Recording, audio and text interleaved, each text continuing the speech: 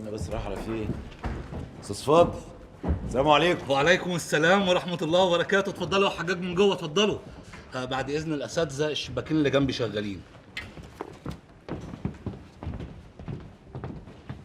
اتفضل يا حاج. بسم الله ما شاء الله. السلام عليكم. وعليكم السلام ورحمة الله وبركاته. منور يا حاج. ازيك يا أستاذ فاضل؟ اتفضل يا حاج. منور يا حاج. اتفضل يا حاج، اقعد يا حاج. اقعد يا احمد. منور يا حاج. 2 شاي يا عم مرزوق بسرعة والنبي. لا خليها قهوه والنبي عشان نصحصح معاك. تأمرني يا حاج. 2 قهوة يا عم مرزوق. من عنادي 2 حاضر. سحب ولا إيداع إن شاء الله؟ شكلها كده إيداع. صح؟ صح. لو سمحت يا استاذ فاضل، تأمرني. ممكن بعد اذنك اعمل ايداع؟ شباك 3 حضرتك، الشباك هنا قفل خلاص. بقول لك ايه؟ هو رياض بيه لسه ما رجعش من الاجازه؟ لا رجع وموجود في مكتبه. طب ما تقوم بينا يا احمد نشرب القهوه عنده في المكتب. هجيبها لكم يا حاج لحد جوه، بس يا ريت قبل ما تدخلوا المدير كان ليا طلب صغير. في 10000 دولار كده بتوع جماعه حبايبي وكنت عايز اغيرهم. يا سلام عينينا ليكن. هم معاك دلوقتي؟ هيكونوا عندك يا حاج قبل ما تشرب القهوه. يا عم الدار امان، هكتب لك شيك بالمبلغ دلوقتي، ولما تجيبهم وبحطهم في حسابي، بس ما تنساش تجيب لي ايصال. طب بالنسبه للسعر يا حاج؟ اعلى سعر في السوق وبما يرضي الله، ملناش بركه غيرك. بس ده عشان انت حبيبنا مش لاي حد. والله اهل كرم يا حاج، وكرم كرم كمان. الله يكرمك. احلى 2 قهوه يا استاذ فاضل. وديها مكتب المدير، واوعى القهوه تتدلدق منك احسن الوش يروح. حاضر، من عنادي 2. وادي الشيك بتاعك يا سيدي، خد تصرفه في الخير. يلا يا احمد. يلا بينا يا حجيجه، اتفضل. يا بركه بسم الله. بسم الله. بقول لك ايه، عمر حاج. يا الاستاذه دي اول مره اشوفها. مين دي الاستاذه جميله، لسه جايه من فرع الجيزه ما بقالهاش يومين. جيزه؟ ما يلا يا احمد بطل لكاعك. يلا يا حجيجه. يلا يا حبيبي عايزين ننجز. يلا يا حاج. يلا اتفضل يا حاج، اتفضل. عفوا يا حاج فتحي، ما البلد لازم تحمي عملتها. مش معقول يقعدوا يتفرجوا كده ويسيبوا الجنيه يتبهدل بالشكل ده. يا سبحان الله، ده كده بقى بيحموه بالدراع مش بالشغل. لو عايزين يحموه بصحيح يحموه بحاجه تانية، يصنعوا ويصدروا، يزرعوا ويصدروا، كده الجنيه هيبقى ليه عازه، لان اللي هيستورد هيحتاج الجنيه.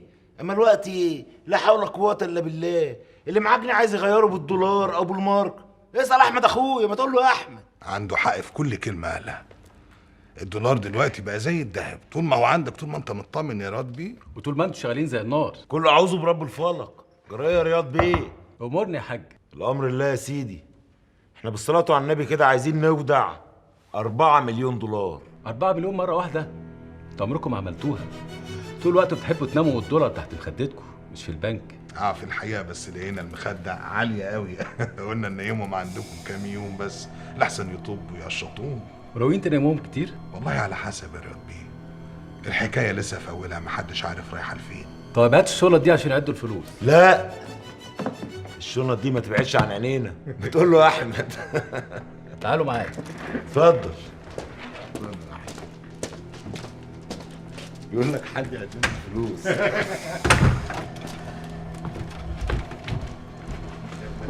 انا عايزك تفضي نفسك خالص عشان تعد الدولارات. حاضر يا فندم. فين الشغلة يا حجاج؟ ايه الشنط يا ريس؟ اتفضل بس بالراحه عليها يا ابو حميد. عناية يا حاج. وسمي كده، خلي ربنا يطرح لنا فيهم البركه باذن الله ان شاء الله. هتتعب معانا شويه يا رياض باشا، الزباين بتاعتنا هتيجي تودع بالمصري وهتاخد الدولار بالشيكات او بالعكس. وماله؟ مفيش مشكلة. ربنا ما يجيب مشاكل. وعايزينك تفضل لنا مكتب برضه، الحبشي جوز اختي هيجي يقعد معاك في البنك. تحت امرك يا حاج. شوف حد يعد معاك عشان نخلص. زكي تعالى عد معاك. حاضر.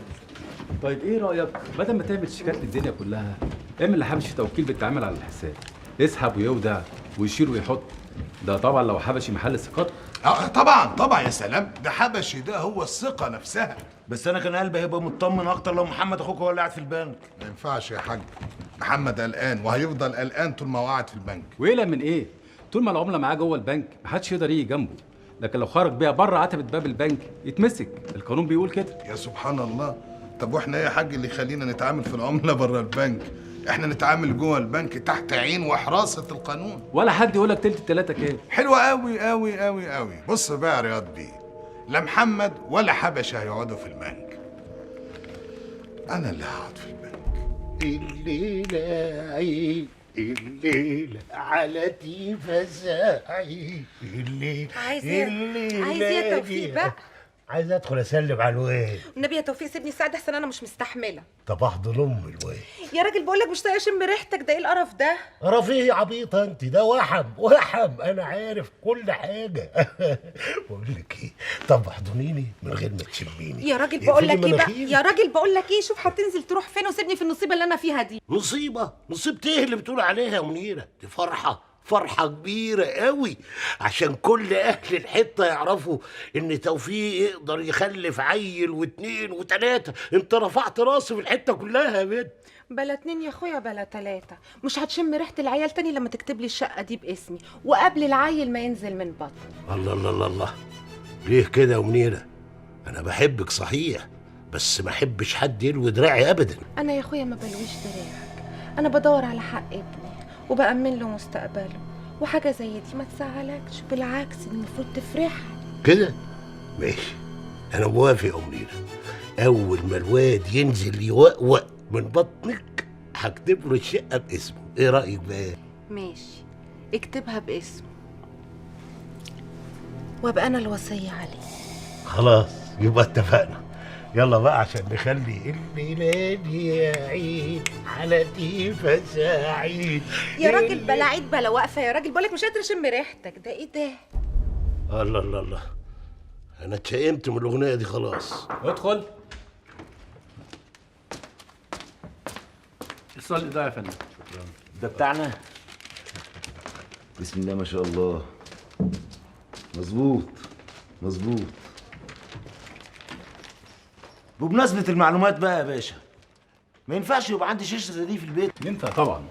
بتقدم عليها في وكاله رويتر للاخبار وبتدفع اشتراك كل شهر حوالي 6000 جنيه تقريبا. 6000 جنيه في الشهر؟ اللهم صل على النبي. بس تركبوها لي النهارده. مش للدرجه دي يا حاج فتحي، دي لازم لها كام يوم عقبال ما تخلص اجراءاتها وتركبها. كام يوم ده ايه يا باشا؟ بص بقى يا رياض بيه، انا اخويا راجل سخن لا يؤجل عمل اليوم الى الغد. هو مش هينام الا لما تركبوها له. طب وانت هتعملوا بيها ايه؟ يا باشا هي تركب وبعدين يحلها ألف حلال. شاشة زي دي لو عندي في البيت هتبقى مصدر للمعلومات، اقدر اعرف اسعار السوق في مصر وبره مصر. ومين عارف يا رياض بيه، يمكن شغلنا يعدي الحدود. ان شاء الله هيحصل يا احمد عسلية. ربنا يوسع عليكم. بس بعد اذنك يا حاجه، ليه عندك شرط؟ يا باشا انت ما تشرطش، انت تؤمر امر. انا عايزك تستفيد وعايز البنك والدوله كمان يستفيدوا. يا فندم احنا تحت امر البنك وتحت امر الدوله. انت لو هتشتغل في 5 مليون دولار وتقعد تحط وتشيل فيهم كل نص ساعه او كل 5 دقايق، يعني البنك هيشتغل عندك خزنه مش هيستفيد منك حاجه. مظبوط؟ مظبوط. انا بقى عايزك تعمل وديعه ب1 او 2 مليون دولار لمده 6 شهور او 3 شهور، وما تجيش جنبهم عشان انا كبنك اقدر اشغلهم واتعامل بيهم طول الفتره دي. 1 أو 2 مليون دولار؟ وانا هستفاد ايه؟ ما انت هتاخد الفايده بتاعتهم. فايدة ايه يا باشا؟ الفايدة دي ضحك على الدقون، الفايدة دي كلام فاضي. انت تستفيد من حته تانية. انت هتشتغل في البنك كانه شركه الصرافه بتاعتك، انا بحلها لك وبسهلها لك عشان مصلحتك، بس برضه يهمني مصلحه البنك والدوله، وربنا يعلم ان ماليش اي مصلحه في الموضوع. يا رياض بيه لو سمحت اعتبرنا موافقين. موافقين ده ايه يا احمد؟ انت اتجنيت؟ عايزني اجمد $1 مليون او 2 مليون دولار 3 اشهر؟ طب ليه؟ عشان البنك يا حاجة أكيد عنده مشاريع عايز يمولها، ولو البنك مولها أكيد هيزدهر ما بين أقرانه من البنوك. ده نمرة 1، سيبك من ده كله. البي أمر عايز كده وأنت قلت له أمر، خلاص بقى ننفذ يا حاج. اللي تشوفه يا حاج احمد. موافقين، بس انا ليا شرط، تسيبنا اشغل الفلوس دي 2 3 شهور، وبعد كده ان شاء الله اعمل لك الوديعه اللي انت عايزها. موافق؟